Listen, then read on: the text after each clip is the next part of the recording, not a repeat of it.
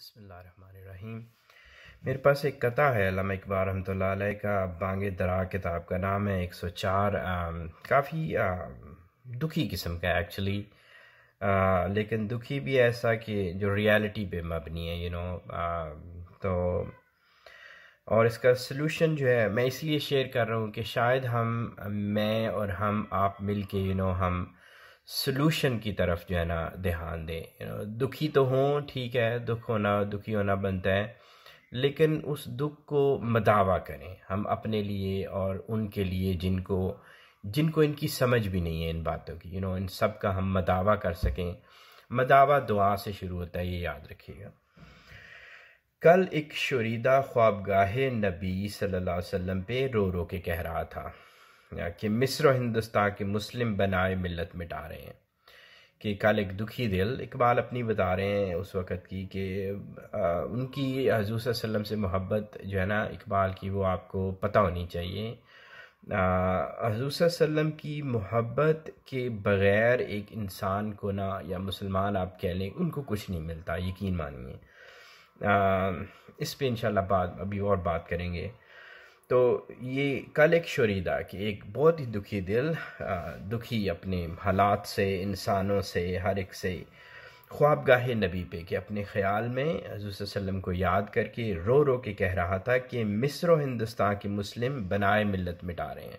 کہ ایک ایسے انسان حضور صلی اللہ علیہ وسلم جو کہ رحمت للعالمین، انسانوں کے لیے رحمت، عالمین، پوری کریشن کے لیے رحمت۔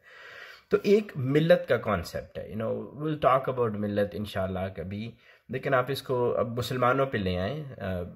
میں کبھی بھی انسانوں کو ایکسکلوڈ نہیں کروں گا، اور نہ مذہب، نہ ہمارا اسلام ایکسکلوڈ کرتا ہے، لیکن آپ کو فوکس کرنا ہے۔ اگین وہی پوائنٹ آ جاتا ہے کہ کسی چیز کو کریکٹ کرنے کے لیے آپ کو فوکس کرنا ہوتا ہے ایک چھوٹے سیکشن کے اوپر۔ تو آپ مسلمانوں کو لیں تو حضور صلی اللہ علیہ وسلم نے ایک بنائے ملت، ملت کی اب کہہ لیں کشتی بنائی، ایک سٹرکچر بنائی۔ تو مصر و ہندوستان کے مسلمان جو ہے نا، اقبال ان کو چوٹ لگا رہے ہیں کہ مصر اور ہندوستان کے مسلم اس کو توڑ رہے ہیں، اس میں چھید کر رہے ہیں اس کشتی کے اندر۔ تو بات ان کی اس وقت صحیح تھی جو انہوں نے کہی، ابھی بھی اگر آپ کہیں تو میں ایگری کرتا ہوں ابھی بھی۔ لیکن کیا ہم صرف مصر اور ہندوستان کے مسلمانوں کو بلیم کر کے تو ہم کہیں الحمدللہ ہم تو بڑے اچھے لوگ ہیں؟ غلط بات ہوگی، چونکہ سارے مسلمان، ہر ملک کے مسلمان اس بنائے ملت کو، حضور صلی اللہ علیہ وسلم کی ملت کو نہ چاہتے ہوئے بھی یا اگنورنس میں وہ اس کو ڈبو رہے ہیں، اس کا نام ڈبو رہے ہیں۔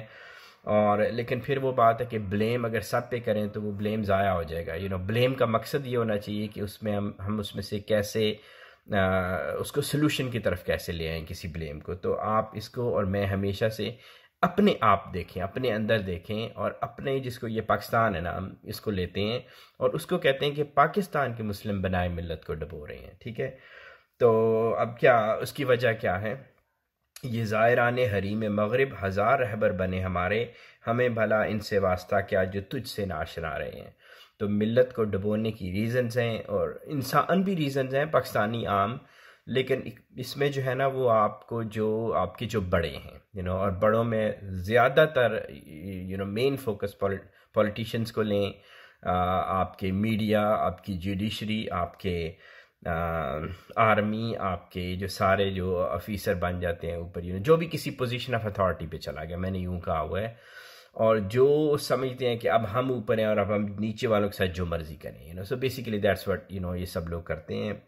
آف کورس کریکٹرز ہوتے ہیں، اچھے کریکٹرز ہوتے ہیں، لیکن یہ جو اوپر ہیں پولیٹیشینز، یہ زائران حریم مغرب، یہ حریم مغرب کے حرم کا طواف کرنے والے، یہ کعبے کا طواف نہیں کرتے۔ اس کو آپ یوں سمجھیں، میں نے یوں کہا ہوا ہے کہ ہماری یہ جو ایج ہے، یہ دور جس میں ہم رہ رہے ہیں، اس نے ہر انسان کو دنیا کے ایک طرف لگا دیا ہے، ہر انسان ایک طرف۔ اس ایج کی یہ کوشش ہے کہ کوئی انسان باقی نہ رہے جو اس ایج کی طرف، جو کریکٹر ہے یا یہ جس طرف ہمیں لے کے جانا چاہ رہی ہے نا، ادھر نہ جائے۔ اور یہ آلموسٹ کامیاب ہو چکی ہے، یہ جس اس ایج کو ڈرائیو کر رہے ہیں نا، وہ کامیاب ہو چکے ہیں۔ تو اور یہ کیوں کامیاب ہوئے، اور ہمارے ہاں جو لوگ ہیں وہ کیوں یہ اس کا طواف کرتے ہیں؟ کہ ہمیں بھلا ان سے واسطہ کیا جو تجھ سے ناشنا رہے ہیں۔ کہ ان کو آپ صلی اللہ علیہ وسلم کے نام سے اور آپ کی اس بنائے ملت سے کوئی دور دور کا واسطہ ہی نہیں ہے. جو مرضی آپ جو کوئی نام لینے والے بنے، جس طرح سے ہمارے ہاں لوگ دعویٰ کرتے ہیں کہ ہم ان کی محبت میں سب کچھ کر رہے ہیں. یہ غلط ہیں، چاہے وہ مذہب والے ہوں چاہے وہ دوسرے ہوں. انسانوں کو مار کے تو یہ کہاں کا مذہب ہے؟ ہمیں بھلا ان سے واسطہ کیا جو تجھ سے ناشنا رہے ہوں. تو جن کو جو آپ کے کیریکٹر پہ، آپ صلی اللہ علیہ وسلم کے کیریکٹر پہ نہیں نہ چل سکا، تو وہ آپ کا نام نہیں لے رہا. اس کا آپ سے کوئی واسطہ نہیں ہے. غضب ہیں یہ مرشدان خود بھی، خدا تیری قوم کو بچائے، بگاڑ کر تیرے مسلموں کو یہ اپنی عزت بنا رہے ہیں.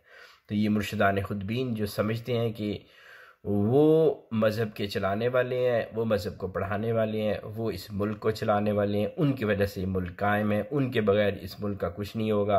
اور یہ ڈائلاگ ہم نے کتنی دفعہ سنے ہوئے ہیں اپنی زندگی میں. ہم سے پہلے بھی جو تھے یہی تھا کہ میں ہوں، میرے بغیر کچھ نہیں ہے، اور میں جیسا چاہوں ویسے اس ملک کو چلنا چاہیے. تو یہ مرشدان خود بھی ہیں. تو ہم نے قرآن میں پڑھا ہوا ہے کہ قرآن میں اللہ تعالیٰ کہتے ہیں کہ ایسے لوگ ہوں گے جو کھل کے کہیں گے کہ میں بلیور ہوں. ایسے لوگ ہوں گے جن کی شکلیں ہوں گی ایسی خوبصورت شکلیں ہوں گی، پورا کریکٹر آؤٹ لک جو ہے وہ ایک مسلمان کریکٹر ہوگا، ان کے گلوں سے قرآن نکلے گا، وہ اتنا خوبصورت ہوگا. لیکن خدا تیری قوم کو بچائے ایسے لوگوں سے. لیکن سنے گا اقبال کون ان کو، یہ انجمن ہی بدل گئی ہے. نئے زمانے میں آپ ہم کو پرانی باتیں سنا رہے ہو. تو اقبال اس وقت کہہ رہے تھے کہ یہ جو باتیں کر رہے ہو نا، بنائے ملت اور حضور صلی اللہ علیہ وسلم کی امت اور ایک ہونا، ڈویژنز اپنی چھوڑ دینا، ذات پات، رنگ، نسل، ملک، سیکس، ان کو ختم کرنا، ایک وحدت کی طرف آنا، یہ باتیں کون سنے گا؟ کس کے انٹرسٹ میں ہے؟ یہ کسی کے انٹرسٹ میں نہیں ہے. نہ یہ تب تھیں، اور آئی ایم اگین میں جیسے کہا تھا کہ دکھی ہے. سو اٹس انفارچونیٹ کہ یہ ابھی بھی نہیں ہے. امید رکھنی چاہیے، اور دعا، جیسے میں نے کہا کہ اسٹارٹنگ پوائنٹ از دعا. تو I'll stop here انشاءاللہ. اللہ کرے یہ بدلے.